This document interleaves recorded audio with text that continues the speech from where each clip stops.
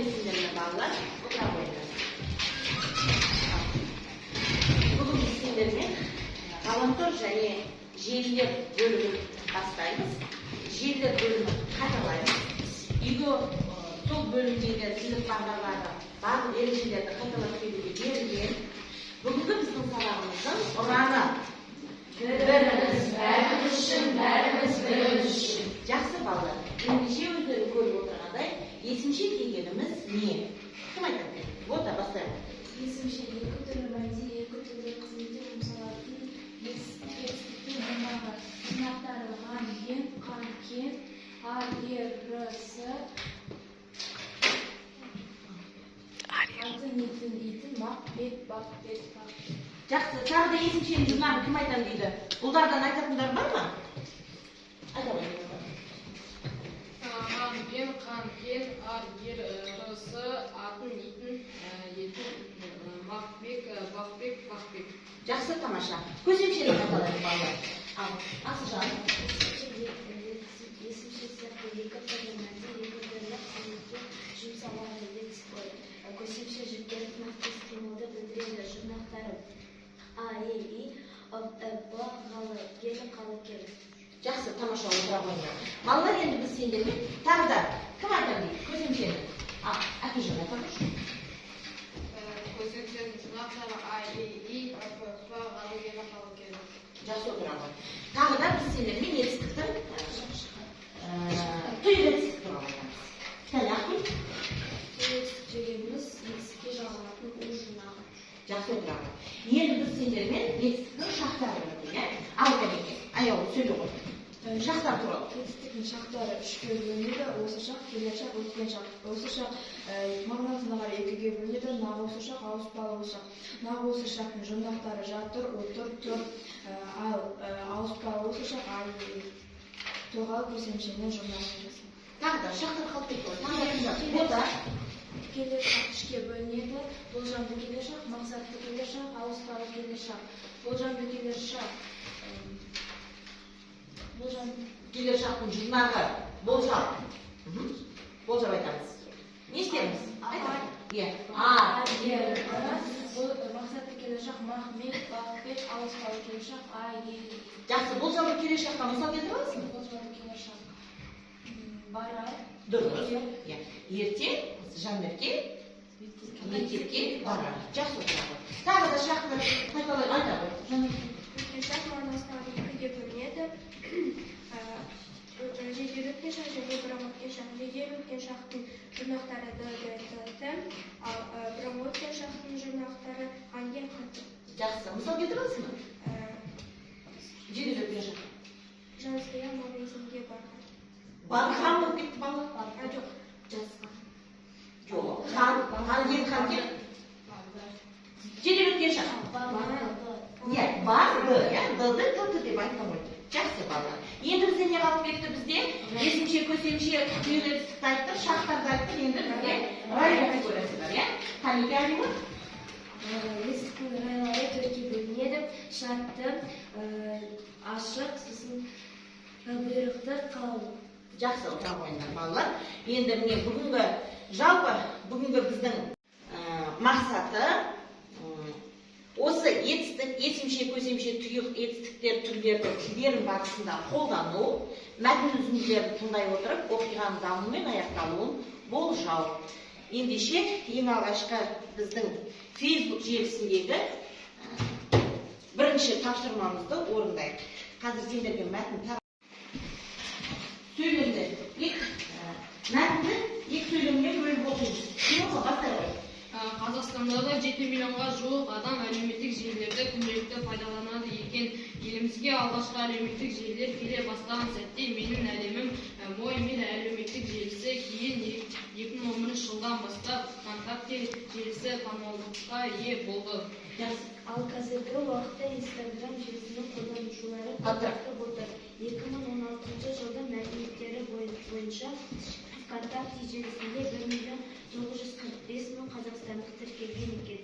ВКонтакте желісінің қолданушыларының басым көпшілігі 18 жасқа дейінгі тұтынушылар, яғни мектеп оқушылары.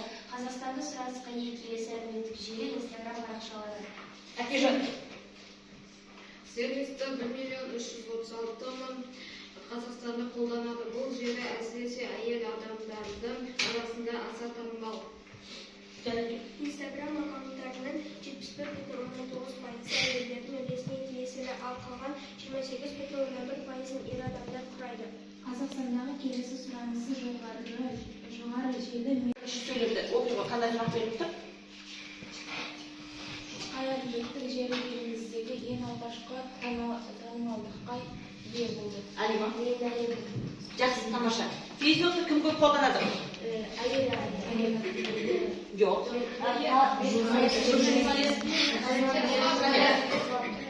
Әкежан. Қоғам қайраткерлері, ғалымдар,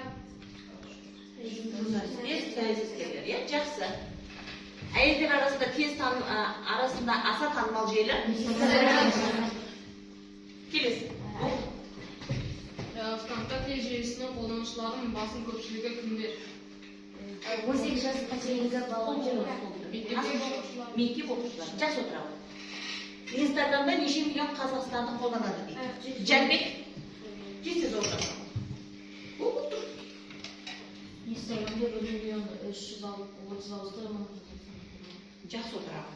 Мәтінде көсемшесі бар болса оқы дейді. Көсемше бар болса оқы дейді. Тақып қоймасыз. Оқы. 2016 жылғы мәліметтері бойынша ВКонтакте желісіне 1.945.000 қазақстандықтар тіркелген екен. Жақсы. Тіркелістік кеңесімше. Жақсы. Келесі тапсырмамыз. Мына суретті пайдалана отырып, әркім өз отбасында қай желіні пайдаланады және не үшін 5 сөйлемнен тұратын жұмыс жасап жібереміз. Оның ішінде есімшесі, көсемшесі, түйір жетістігі болу керек. 2 минут уақыт беремін. Балалар айтпақшы, біз сабағымызда бүгін желі болғандықтан мектептерге бағалауға мынандай телефондар таратамын. Мынандай белгі бердім. Кім неше? Өзім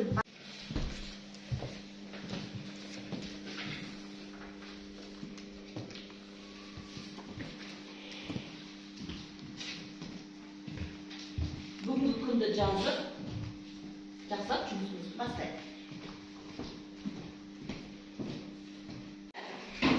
Ойларыңды аяқтап. Ал оқи қоясыз жаңағы. Орнынан тұрып, дәптерді қолыңа алып, тақтаның шетіне тұрамыз, иә? Даусыңызды қатты шығарып оқимыз. Менің отбасымда барлығында ұялы телефон бар. Менің анам WhatsApp желісін көп қолданады, себебі көріспеген жақындармен сөйлесіп отырады. Әкем Facebook желісін көрген, одан кейін Instagram желісін көреді. Апам Google желісін көп қолданады, себебі Google'да көптеген ақпарат көздері бар. Жақсы. Есімшесі бар сөйлемің бар ма? Иә. Қане айтамын. Себебі көріспеген жақындармен сөйлесіп отырады. Көріспе етістік кеңесімше. Жақсы. Сөйлесіп, сөйлеп, Түбірі етістік. түбірі сөйлеп, көсемше. Жақсы. Тағы бар ма? Көрген. Көр етістік кеңесімше. Жақсы отыра қоясыз. Аяла. Менің анам Instagram желісін қолданады. Өйткені керек сурет немесе пайдалы ақпаратты іздейді. Менің әкем Facebook желісін пайдаланады. Суреттер мен видео қарайды. Менің анам Instagram желісін қолданады. Қолдан етістік, көсемше д жедел өткен шақтың жұрнағы. Себебі керек сурет немесе пайдалы ақпарат іздейді. Етістік, көсемше д жедел өткен шақтың жұрнағы. Дұрыс па олар? Тамаша, жақсы. Ақбір. Менің отбасымның мүшелерінде смартфондар бар. Анам Instagram желісінде отырады, себебі онда кеңестер, ақпараттарды білуге болады. Ал әкем YouTube желісінде отырады, өйткені YouTube'та да әртүрлі кеңестер, пайдалы бейнежазбалар болады.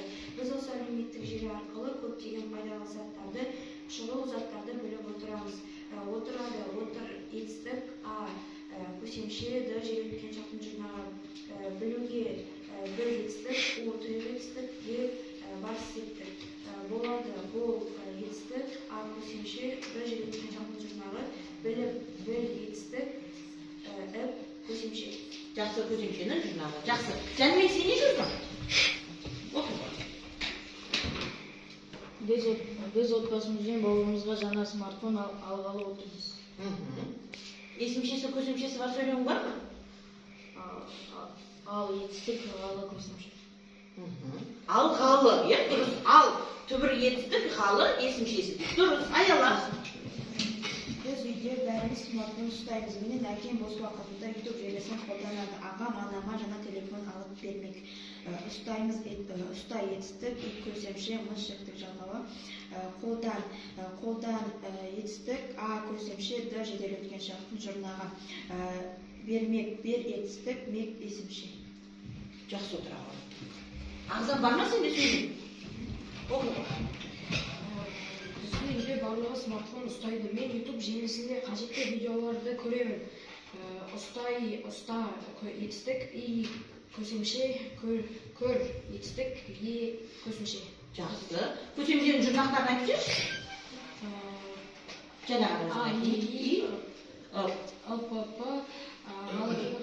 Жақсы, тамаша.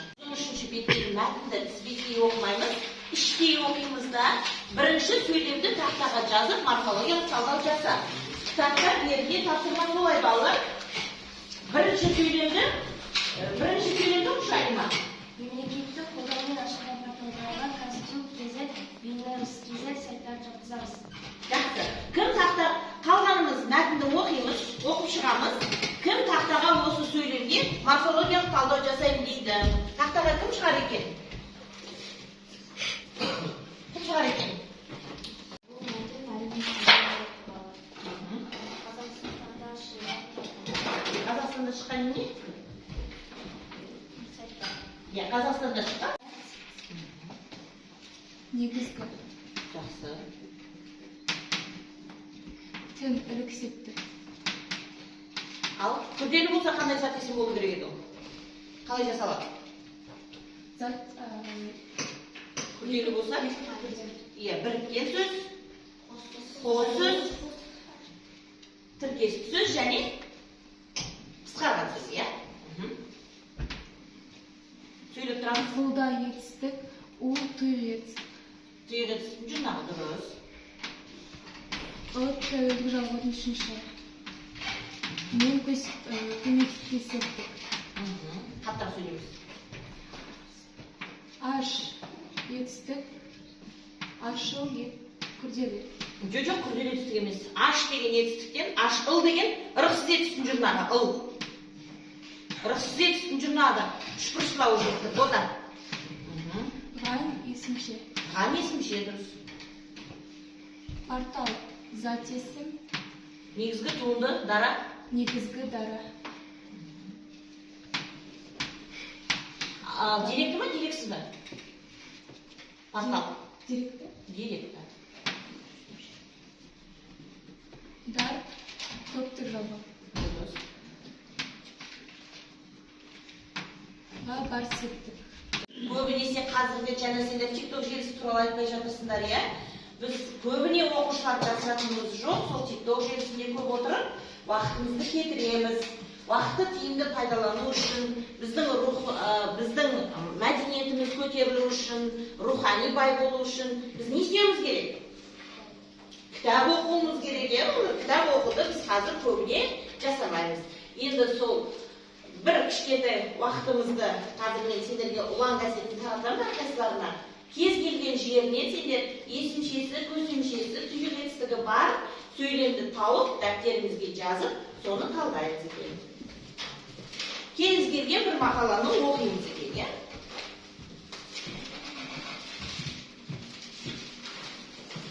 Жәнібек, сен тапсырманы оқыдың ба? Не істейсің, Оқимыз. Бірінші сөйлемден айтып қаласыңдар ма, бірден жазып алып, сосын бірақ айтасыңдар ма? Бірден жазасыңдар ма? Жарайды. Бірден жазыңдар. Кез келген жерінен бір мақаланың ішінен есімшесі, тұйық етістігі, көсемшесі бар.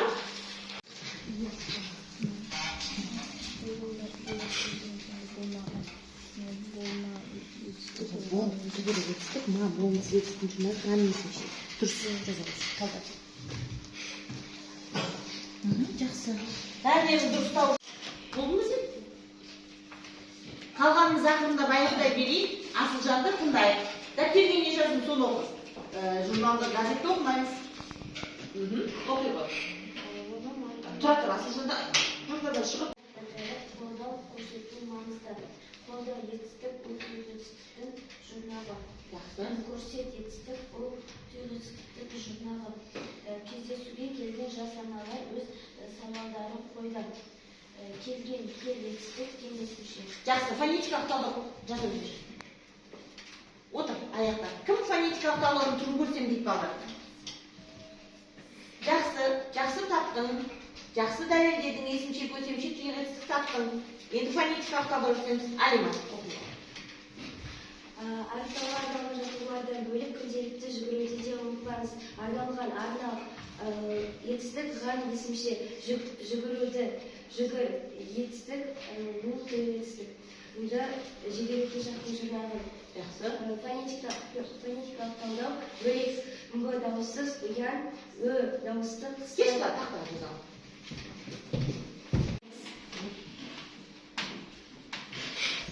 Буынға бөліп, астына буынға бөліп. Неше тасымал? Бір тасымал деп жазалым.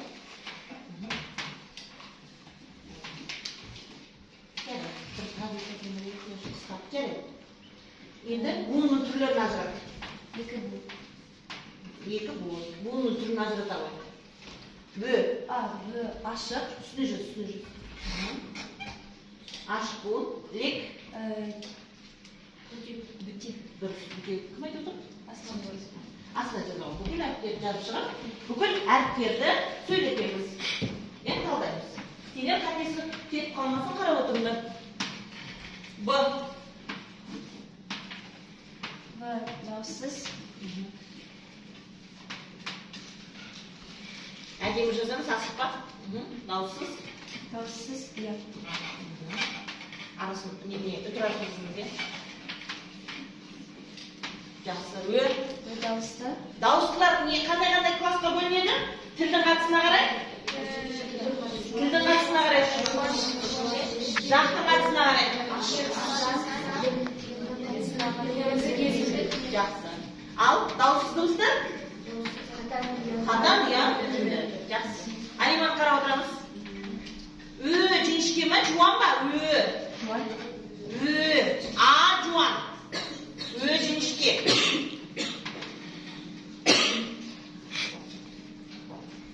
Сан. Сан, ерлік. Дұрыс. Бұл дауыссыз.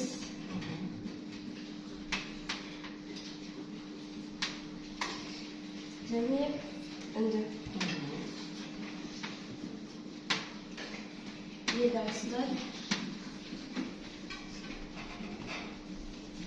Жіңішке.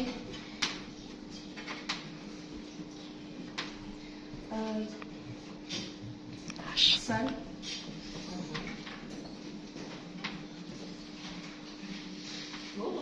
Езу. Езу. Дауыссыз. Қатаң. Дұрыс па балалар? Қарап шығамыз дұрыс па? Бұ дауыссыз ұян, дауыссыз жіңішке қатаң. Отыра қояйын. Жақсы балалар, сөйлеміңді оқы. Биыл бұл дәстүрге бұрын соңды болмаған ерекшелігімізді бұл етістік болжамды Болмысы етістікті маңызман. Бұған? есімше. Жақсы отырамыз. Тапсырмамызда балалар, 114-ші бетте айтылым тапсырмасы бойынша ғаламторда не істей аламыз, пайдасы туралы, зияны туралы айтамыз. Бізде мына екіге бөліне салайық, біреуіміз пайдасы, біреуіміз зиянын айтайық. Пайдасын айтайық, Демеухан. Ғаламтордың пайдасы не бізге?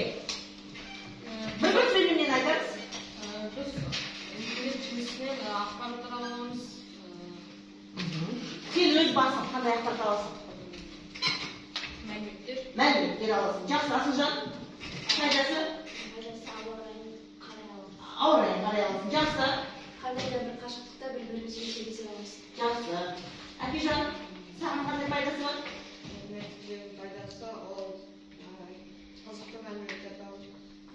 телевизор аласың, иә? Жақсы. Біз әлеуметтік желіден электронды кітап оқимыз. Жақсы, тамаша. Бота. WhatsApp желісі арқылы бір-бірімізге аудио, видео, хат жаза аламыз. Иә, бір-бірімізбен байланыста боламыз, иә? Зияны бар ма? Қандай? Виртуалды өмірге тәуелділік пайда болады. Жақсы. Ақгүл. Ата-анаға қол ұшымды тигізе алмайды. Уақытың кетіп қалады, иә? Тағы да? Экранда көріп отырғаннан құлақ естімеу. Құлақ естімеу, тағы да балалар, иә? Кішкентай балаларға әсері бар ма? Мысалы, қазір көңіл қарайды, жын шықпай қалады, иә? Жақсы, Жәнбек. Тез бір ауыз сөз айтамын. Көзің ауырады, иә, жарайды. Азыр? Машина келіп болады.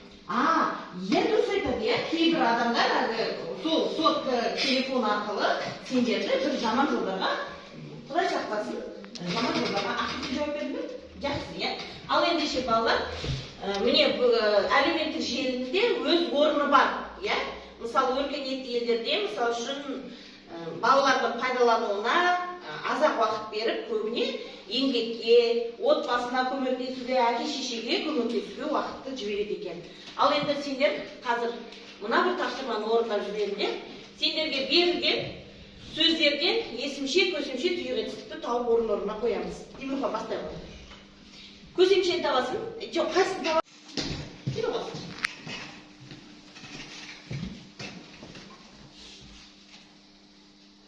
Жақсы отыра ғой. Алима.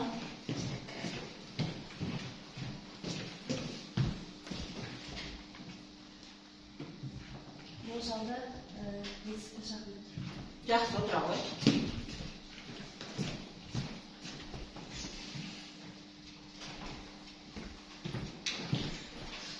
Оқып кетсеңдер болады сөзді. Немене екенін, немене қойып жатсыңдар? Бер етістік, көсемше.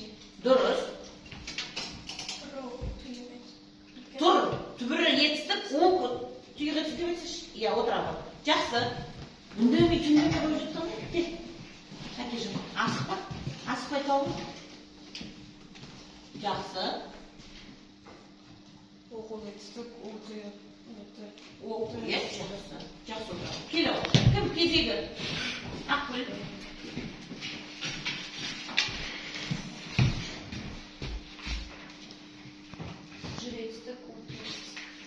Жақсы отыра ғой. Келесі түйір етістік жаңалардың жұрнақтарды бұлар сендер әрқашан сендерге болып бір жақтап алсаңдар, өмірлік азықтарың кез келген кезде осыны пайдаланып жүресіңдер. Өте тамаша балалар, жақсы. Енді қазір сендермен біз кітаптан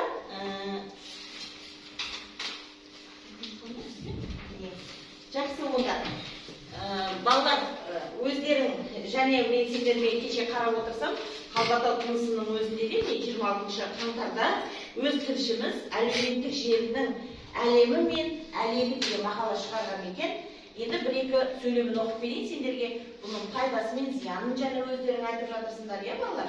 Әлеуметтік желінің әрине бізге қандай керемет, мысалы, алыс жерді жақындатады, иә? Туыстармен күнделікті жақын бір күнде көріп жүрген сияқты видео салондармен, мысалы, кереметтей осындай жағдайларға қол жеткіземіз. Бірақ оның зияны да бар, және айтып жатыр, иә?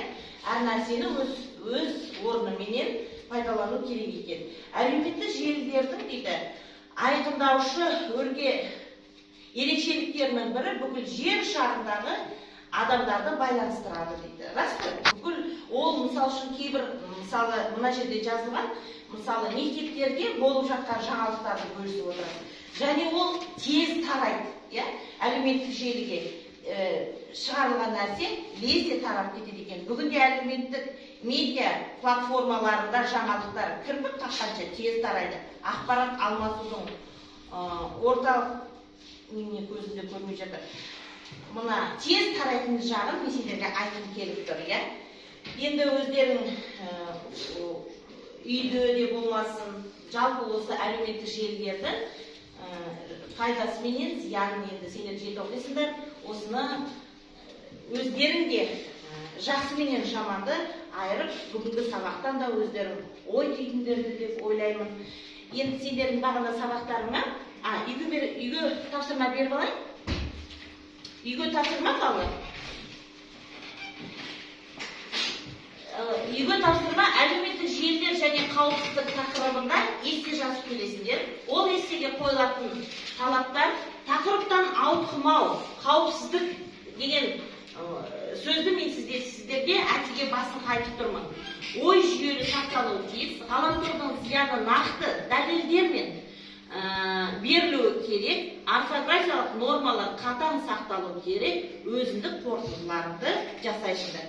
Және өздерің білесіңдер, әрқашан біз эссенің, жалпы эссені 3 абзацтан жасаймыз, иә балдар? Біріншісінде тақырыпқа тоқталасыңдар. Екінші, міндетті түрде эсселер 3 абзацтан болу керек. Бірінші абзацтың соңғы сөйлемін сұрақпен аяқтап, екінші абзацта дәлел мен фактімен келтіресіңдер де, төртінші абзацта міндетті түрде қорытындыларды, өз ойларыңды жақсы жеткізесіңдер. Енді балалар, сендердің қолдарыңа үй тапсырмасы түсінікті болса, мен сендерге бағана телефонның нөмірін бердім. Осыны енді әркім өзің айта кетеді. Бүгінгі сабақта не алдың? Қай жері саған қызықты болды? Қиналған жерің болса, келесі сабақта толықтырайық. Айта кетеді.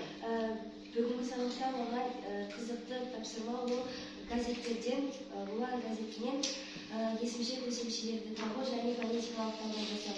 Жақсы. Өзің нешеге бағаладың? 8-ге. Жарайды, келсем, бірақ мен саған 9 қояр едім. Асылжан, орныңызда тұрмай тұр. Вот айта бер. Мен өзіме 8-ге балды қоям. Маған бүгінгі сабақта есімше көсемше тіл жетістіктерді салыстыру ұнады. Жақсы. Мен де саған 9 деген балға көтерер едім. Я жақсы. Маған бұл сабақта жарыққа ойынады, көсемше есімше жетістікті жинақтарын табу. Өзіңе неше қойдың? 8 бал қойдың. Жарайды, келсемін Асылжан. Емеухан. Шыдамды тәп балалар, соны қойып. 7-ге бағалап жатсың өзіңді? Мен өзіме 7 деген бал қоям, және де маған тақтаға шығып. Жақсы, тақтаға шығып, тапсырманы орындадың. Әкежан, неше 7 қойдың? Сен тапсырманың бәрі дұрыс орындадың. Бірақ сен өз өзіңді көрсетуге кішкене қысыласың. Болашақта ашылу керек. Мен сене келіспеймін.